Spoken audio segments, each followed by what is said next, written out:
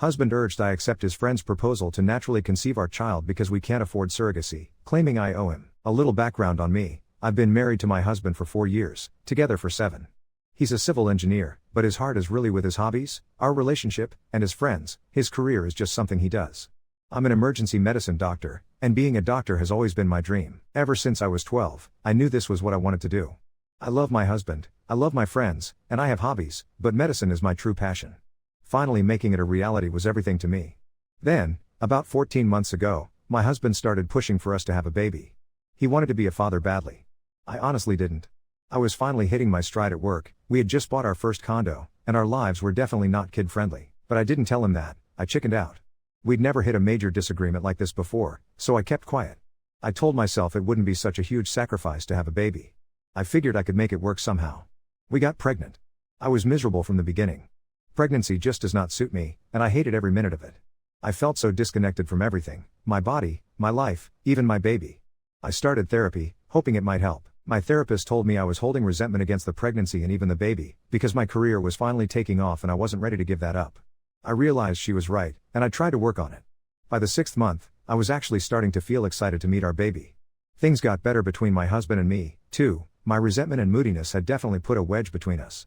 But we were getting back on track. Then everything fell apart. At 7 months, our baby was stillborn, and I faced horrible complications.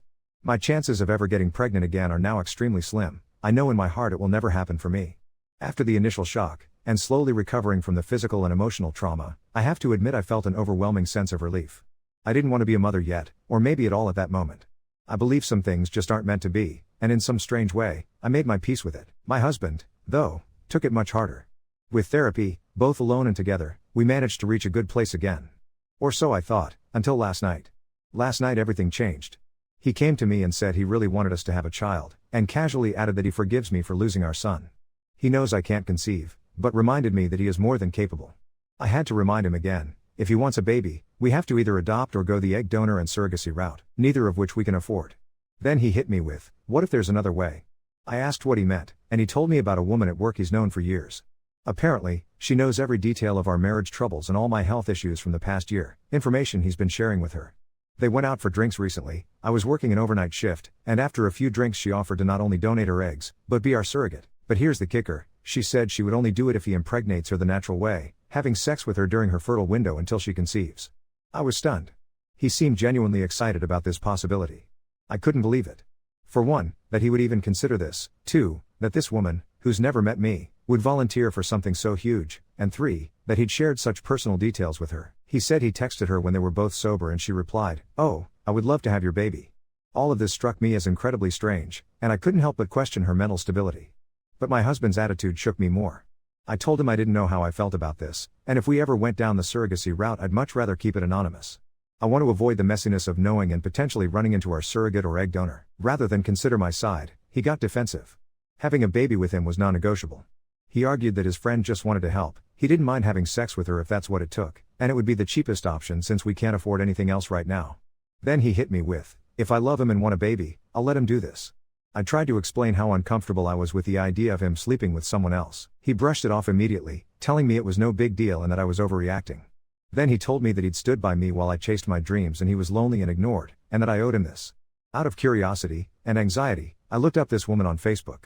She is beautiful, the kind of attractive that makes anyone feel even more insignificant. My husband and I are both pretty average, but she's truly striking, which just makes this whole situation 10 times more stressful for me. Update 1. I spoke with my husband on Tuesday, right after he got home from work and before I had to head out for my own shift. I needed to finally address the giant, tangled mess that had been building up between us. I told him that, yes, I do want kids one day, but no, I could never be comfortable with his friend being our surrogate, and that wasn't ever going to change for me. The whole idea unsettled me to the core and, honestly, it made me doubt his fidelity. He looked absolutely shocked, like I had just slapped him. "Are you saying that I cheated on you?" he exclaimed. I didn't hesitate. I laid everything out, point by point, things that had become clear to me recently, and I explained that even if nothing physical happened yet, he'd crossed the line into emotional cheating. He listened, then admitted he did have an emotional connection with her, but swore nothing physical had happened. I pressed him, probably harder than he expected. Did they have sex? Any kissing, anything sexual at all? He was absolutely insistent, almost dumbfounded that I'd even think it, and told me no, there had been absolutely nothing like that. He said he loved me, that I was the only one he wanted.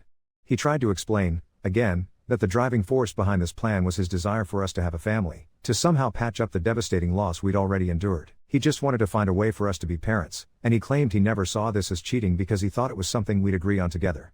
I told him that was simply false. He'd emotionally manipulated me, or at least tried to, into accepting this. He'd been holding things back from me, and I needed to know what was really going on between them. That's when he finally admitted that over the past year, even while I was pregnant, he'd been confiding in her about my attitude toward the pregnancy, my disdain toward motherhood, his fears I might even hate our baby, and every simmering problem in our relationship. Supposedly, she was shocked and just couldn't believe I would feel so cold toward a baby, and she had apparently always wanted to be a mother herself. The two of them had only become closer since then, he said, but he still swore nothing physical had ever happened, and denied any romantic feelings. He told me the surrogacy idea had actually come from her. She'd been dropping hints for weeks, saying she would carry our baby, that he deserved to be a dad. At some point he told her we didn't have frozen eggs, so egg donation or adoption were our only options, and we simply couldn't afford either. She had an answer, though: use her eggs. That's how the whole scheme took shape.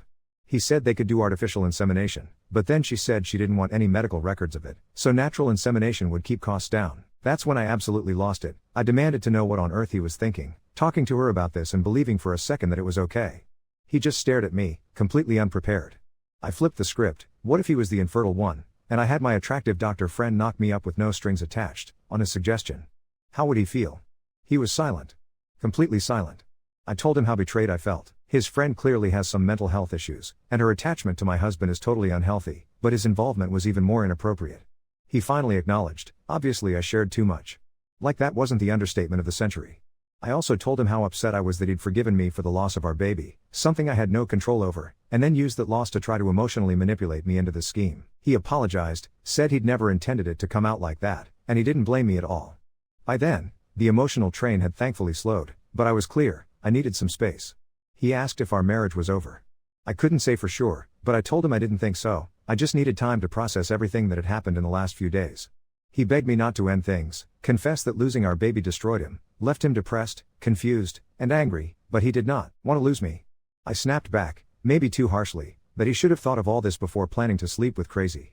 Not my best moment, but I was raw. We ended up agreeing, if he wants open communication with me going forward, he would have to cut off ties with her.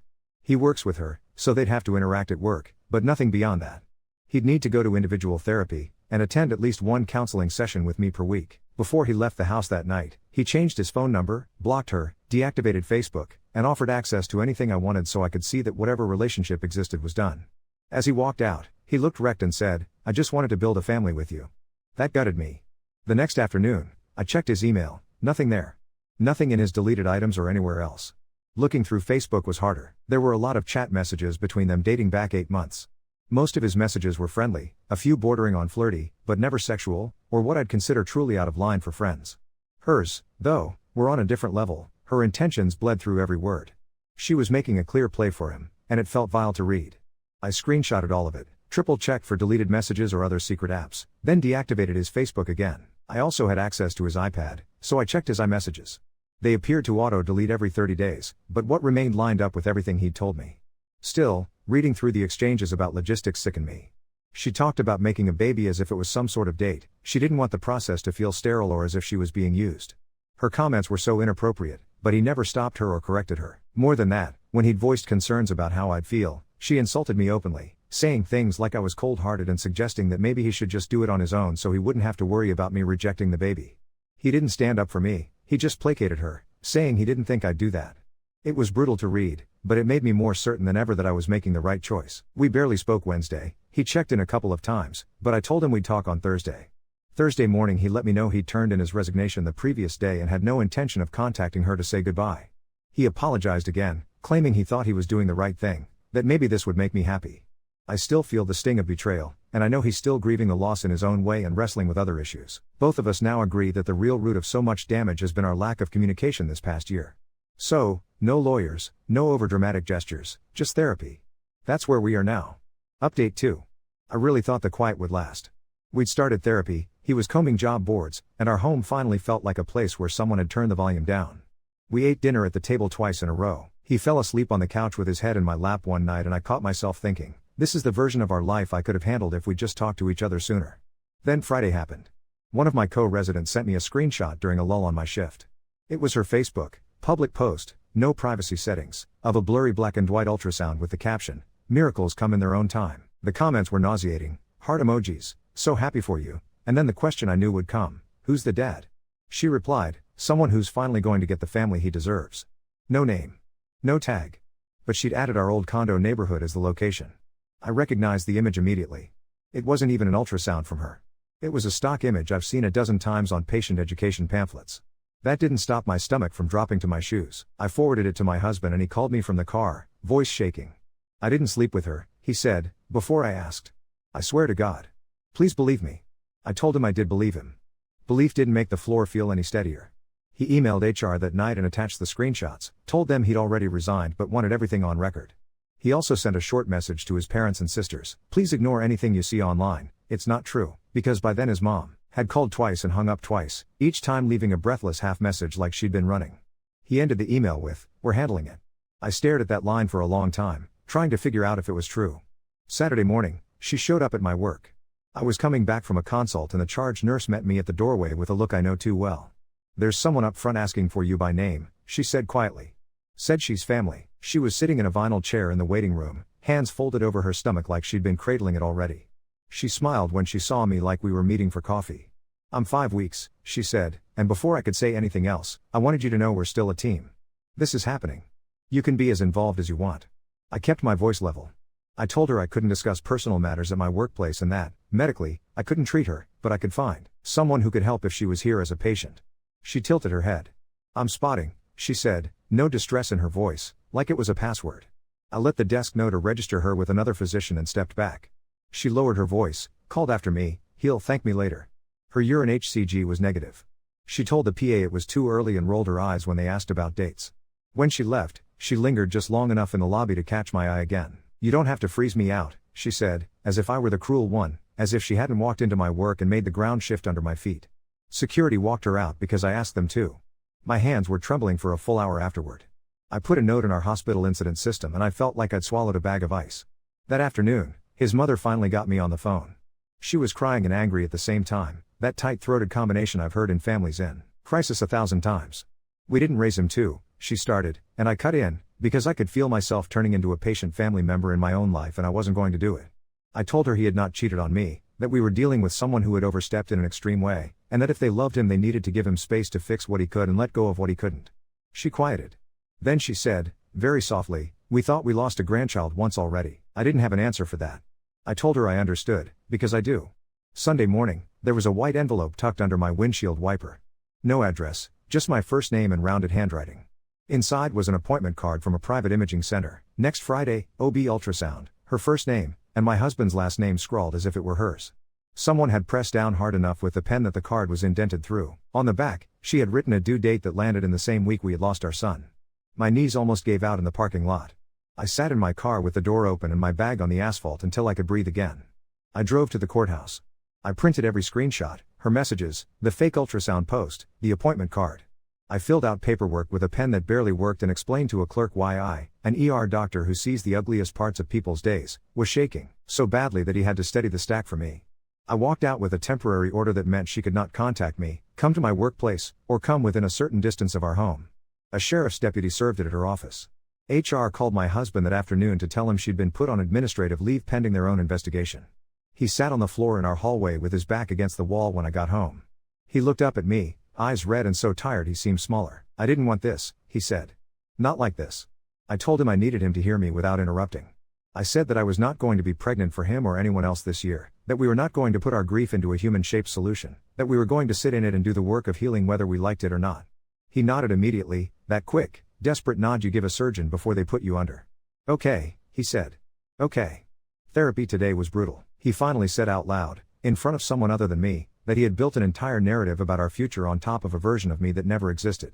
He cried, he doesn't cry, and said he didn't know who he was if he wasn't on his way to becoming a dad, and that talking to her had felt like auditioning for that role and being told he'd nailed it.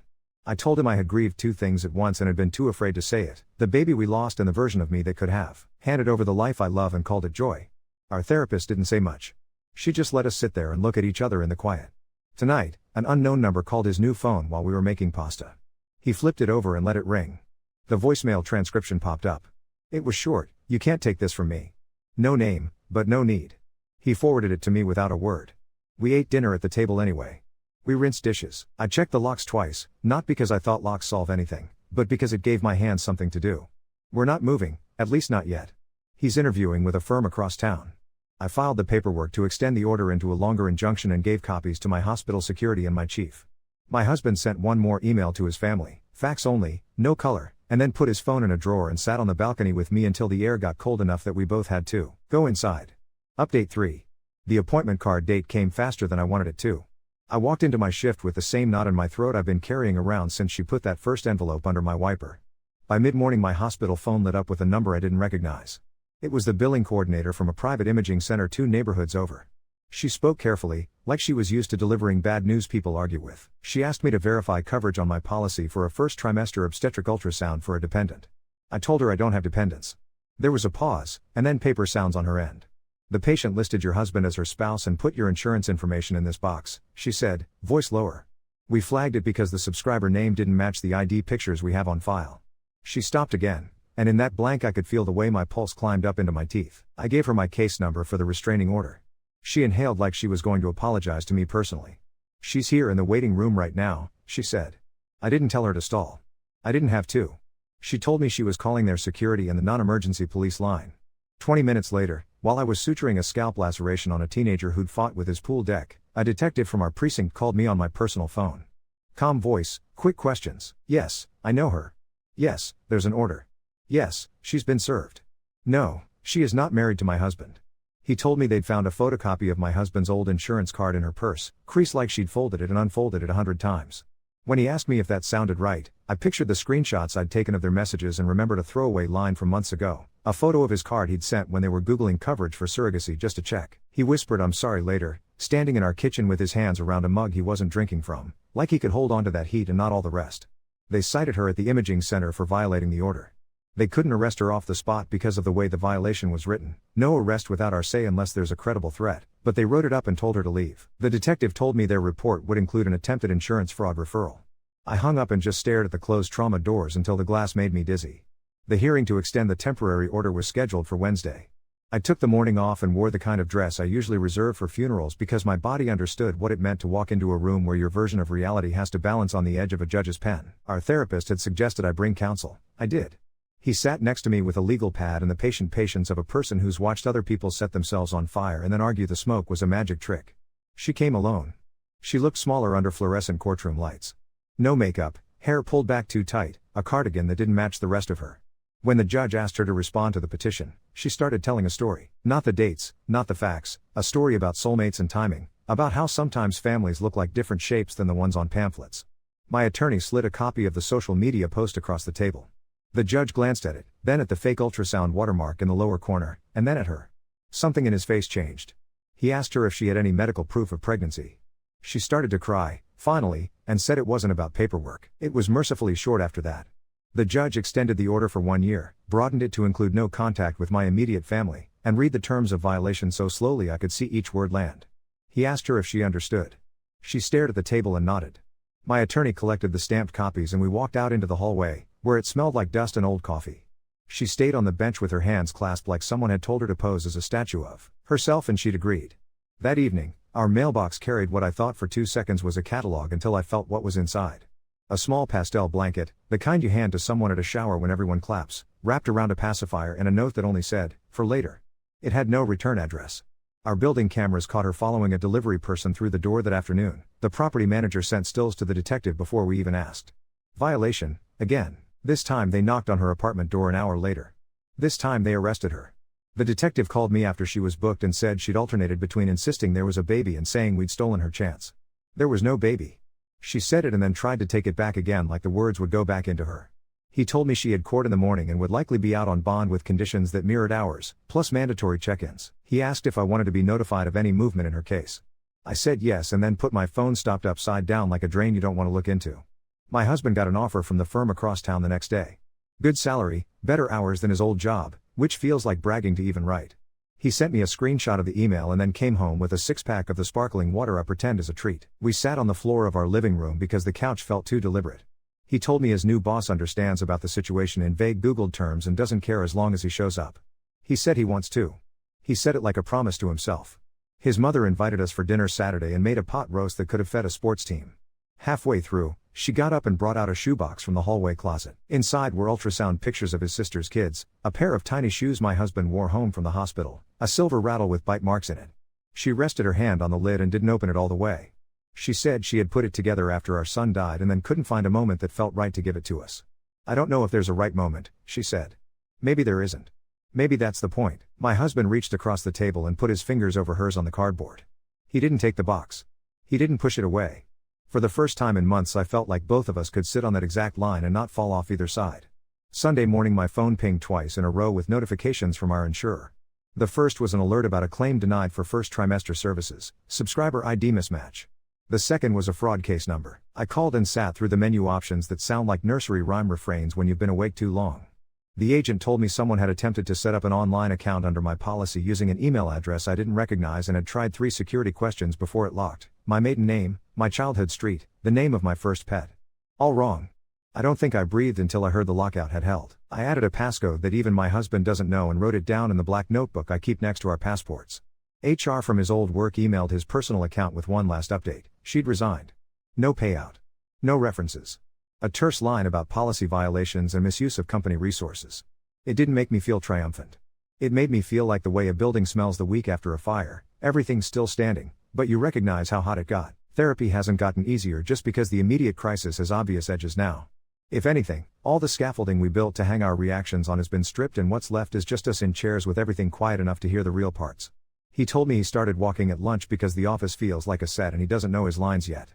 He told me the voice in his head that used to say, "You're going to be a dad soon" now says, "You were supposed to be a dad already," and it makes him turn up music in the car too loud so he doesn't have to listen to both at the same time. I told him I changed my route home to avoid the street where the baby stores sit window lit and smug. I told him I haven't looked at my OB colleagues in the eye for longer than 10 seconds since this started, not because I'm ashamed, but because I know their rooms are full of heartbeats I can hear from the hallway. Late last night, my email pinged with a message from the detective. FYI, court issued a no-contact order mirroring yours as a condition of release, it said. Then a second email, 5 minutes later, with a photo attachment.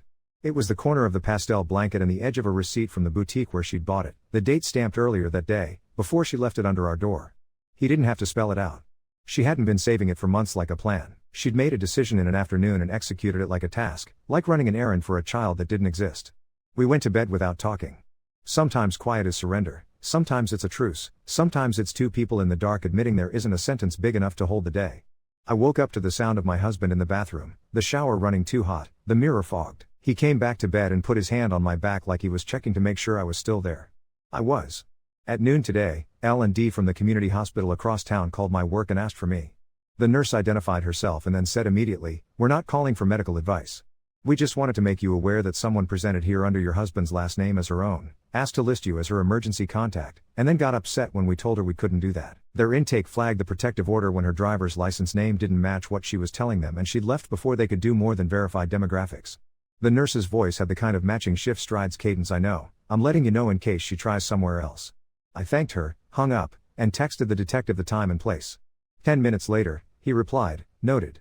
Documenting. Call if she contacts directly." We went to the grocery store this afternoon and it felt like a test I didn't know I'd signed up for. Bananas. Paper towels. The man in front of us buying a sheet cake with blue frosting and a plastic stork on top. I stared at the conveyor belt moving all of it forward and thought, this is it, this is life, it doesn't stop to ask if you got a fair turn. My husband squeezed my shoulder. It felt like an answer that didn't require words. We're not running. We're not moving. We're not sprinting toward a salvage plan baby for the sake of proving we can still build something. He starts next Monday. I have 4 nights in a row and then a stretch off that we're going to use to go somewhere with bad cell service and a lake with a dock that doesn't require us to talk to anyone but each other. The protective order papers are in a folder in my bag. The black notebook is now in the lockbox with our birth certificates. The blanket went to the detective in a sealed Ziploc because I couldn't have it in the house another minute. Update 4. We left on Thursday like we said we would. 2 duffel bags and the black notebook zipped between sweatshirts, both phones charged and then stuffed into the glove compartment like contraband.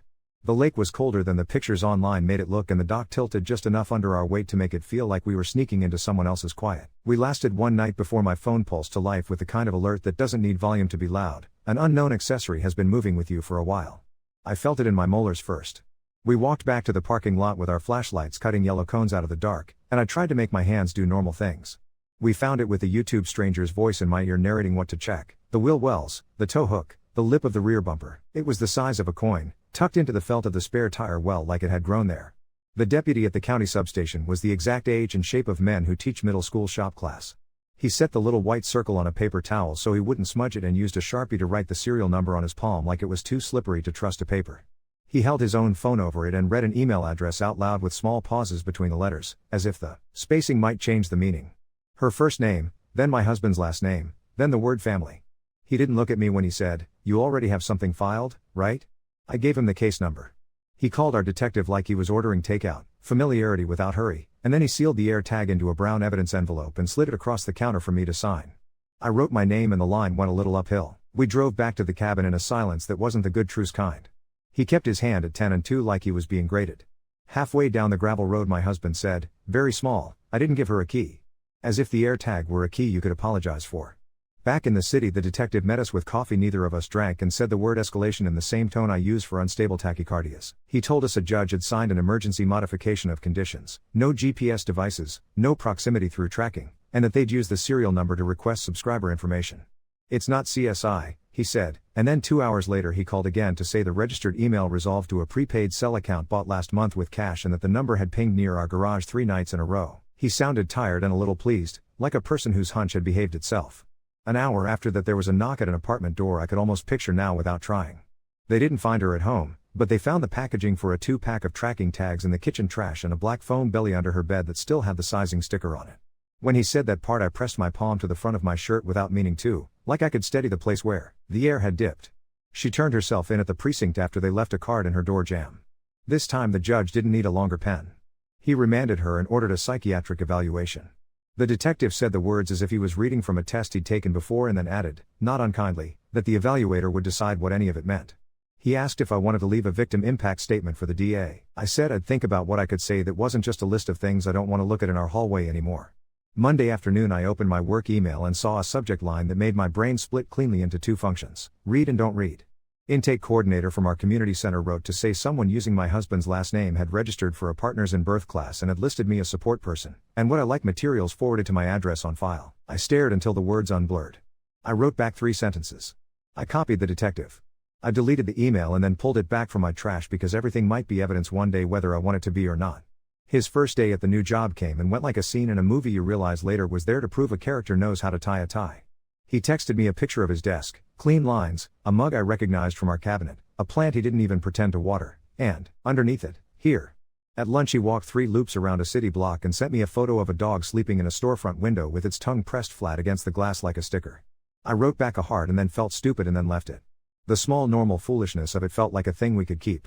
The letter from her sister arrived with a stamp that had a cornflower on it and my full name written in block letters like a child had copied it carefully. For a second I thought it was a bill I'd been waiting on. She said she found my address in a stack of papers the police had handed back to her when they let her into the apartment to get some clothes. She wrote that she knows I don't owe her anything, that she would never ask me to forgive on command, and then she told me that 3 years ago her sister had gone to her 12-week appointment and there had been no heartbeat.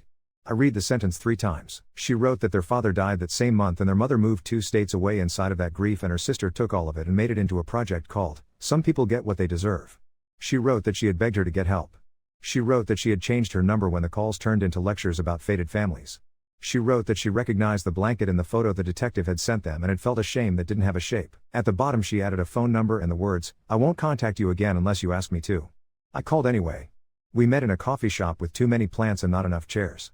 She looked like her, but with softness where the angles had been. She unfolded a plastic grocery bag from inside her purse and slid it across to me like contraband. Inside were printouts, my hospital's public provider page, my husband's LinkedIn, a map from our old condo to our new one with the turns written out in pencil even though the miles are straight lines. There was a photograph of my husband taken through the window of the sandwich shop by his old office, light warped across the glass, his eyes down at his phone, and on the back she had written "You'll thank me," but in the wrong hand, the rounded letters that look like postcards your aunt sends from Florida. She rehearsed conversations out loud, her sister said, staring at the napkin she'd been tearing into precise triangles. I thought it was just her way. I didn't realize she was building a world she could live in if she said it enough. In the ER that night I saw a woman whose ex had put an air tag on her kid's backpack and it had pinged to her phone after a soccer practice. She laughed while she told me like laughing would make it a smaller problem. When she left with a brochure for the courthouse and a promised callback from social work, the empty room smelled like grass and winter air and the kind of fear that doesn't follow triage levels. I washed my hands longer than I needed to and still felt like the metal of the faucet had rubbed off under my ring. We sat with the victim advocate on Wednesday and she had the voice of every nurse who ever handed me a form I didn't want to fill out. She told us what a felony stalking charge can look like and what it often actually looks like and gave us practical words like track and document and safety plan. She asked me if I wanted to write a statement now while the edges were still sharp or later when it felt more like history. I told her I didn't know how to say that sometimes the scariest thing isn't the person at the door, it's the version of yourself that opens it. On Thursday, maintenance chalked a small X near our doorframe to mark our filter change and my husband called the property manager from the hallway like a man reporting a gas leak. I watched the way his shoulder dropped when the manager sent a photo of 5 other X's in a row on our floor and texted, "All us." Sometimes the universe tosses you a beige mercy like that and it lands where you can reach it. Friday morning the detective emailed to say the DA had filed a stalking charge and an attempted fraud count, and that the evaluation had recommended treatment instead of just a cell with a number on it. He put it in words that were all scaffolding: bed availability, program name, 30-day initial hold, and then one sentence where he sounded like a person again. It read, "This might help her, it doesn't have to absolve her." We drove back to the lake after my last night and watched a boy on the dock tie and retie the same knot with a seriousness that made my chest hurt. We lay on our backs with our jackets zipped to our chins and counted satellites that were not stars. He told me he'd stopped sitting in the empty room in our condo that we called an office and then called a storage room and then stopped calling anything. He told me he moved the box of sonograms his mother had given us into his sister's garage for a while. When he said it he looked at me like I might call it betrayal. I told him it sounded like breath. He rolled onto his side and put his hand over my stomach and then took it away and then put it back like he was asking a question without making me answer. I let it stay. Neither of us said anything about later or next year or names. On the way home the grocery store had a bin of tiny pumpkins out front and he put one in our cart without making it into a symbol. We ate soup at the counter and he told me a joke someone at work had made about culverts that I didn't understand and I laughed anyway because he laughed and the sound felt like shaking something off. The phone stayed face down on the table. The lock stayed locked not because locks save you, but because they let your hands do something while the parts of your life that don't click shut are deciding if they will. Saturday night I found a message in my spam folder from a prenatal class listserv I didn't sign up for. The subject line was, "Congratulations on your growing family." I hovered over the unsubscribe link and then forwarded it to the detective and closed my laptop. I took the black notebook out of the lockbox and added a line I wasn't planning on. It just said, "We are allowed to want peace more than proof." I put the notebook back and stood in our kitchen and realized that this is what it might look like for a while. Ordinary things punctured by the extraordinary, and us learning which holes to patch and which to let breathe. He came up behind me and rested his chin on my shoulder and for 3 breaths my body believed him that we were home.